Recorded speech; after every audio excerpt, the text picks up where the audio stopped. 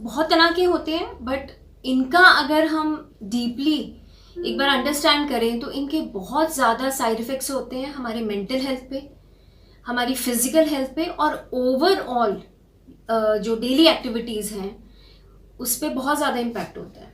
तो मैं थोड़ा सा कैटेगराइज करना चाहूँगी ये ईटिंग डिसऑर्डर्स क्या होते हैं और किन लोगों में कॉमन है। नंबर 1 है एनोरेक्सिया नर्वोज़ा। एनोरेक्सिया नर्वोज़ा एक बहुत ही कॉमन प्रॉब्लम है जो आजकल टीनेजर्स में, या जो लोग बहुत ही ऑब्सेसिव हैं, जिनमें ऑब्सेशन है बॉडी वेट को लेके और बॉडी शेप को लेके, उनमें बहुत ज़्यादा कॉमन है। क्योंकि वो 24 आवर्स हमेशा ये सोचते हैं कि हमने शेप में रखनी है बॉडी, अपना बॉडी वेट ठीक मेंटेन करना है। तो उस चक्कर में क्या करते हैं कि जितनी बॉडी की डेली रिक्वायरमेंट्स होती हैं, कैलोरीज होती हैं जो रिक्वायर्ड हैं ब्रेन की नॉर्मल फंक्शनिंग के लिए, बॉडी की नॉर्मल फंक्शनिंग के लिए, उतनी कैलोरीज भी नहीं लेते। तो उसको एक तरह से हम साइकोलॉजिकल डिसऑर्डर या ईटिंग डिसऑर्डर ही मानते हैं, जिसको हम एनोरेक्सिया नर्वोज़ा कहते हैं। और इसमें ज़्यादातर देखा गया है जो पेशेंट्स हैं वो नॉर्मली डेफिशिएंट हो जाते हैं न्यूट्रिशन से भी, और अनीमिया भी बहुत कॉमन है उन लोगों में। उसके साथ साथ डेली रूटीन में फटीग बहुत ज़्यादा होती है उनमें। और जैसे हम बेसिक अगर एक क्राइटेरिया लेके चलते हैं कि फीमेल्स के लिए 1200 किलो कैलोरीज और मेल्स के लिए 1400 किलो कैलोरीज, इतनी कैलोरीज लेनी ज़रूरी है कि हम अपना डेली जो रूटीन है, यानी जो फिजिकल फंक्शनिंग है बॉडी की और जो मेंटल फंक्शनिंग है, ब्रेन फंक्शनिंग है, वो नॉर्मल हो सकें। तो उसके लिए कुछ रिक्वायर्ड कैलोरीज लेनी ज़रूरी होती हैं।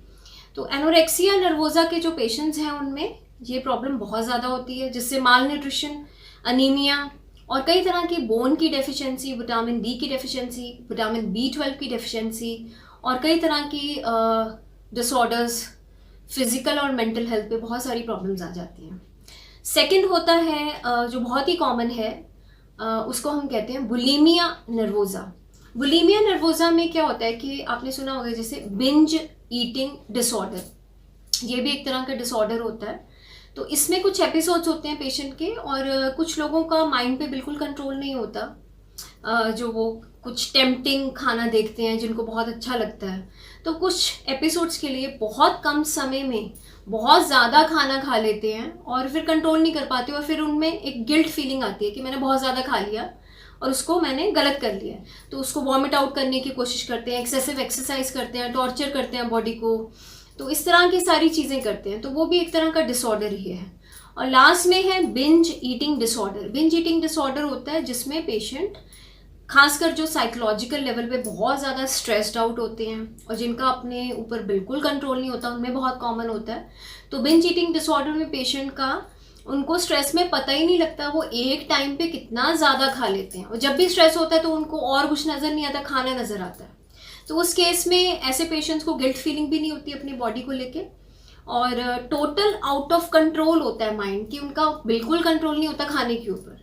तो एक बहुत सीरियस डिसऑर्डर है। तो इसके रिगार्डिंग थोड़ा सा मैं और आपके साथ शेयर करना चाहूँगी अपनी नेक्स्ट वीडियो में। Thank you.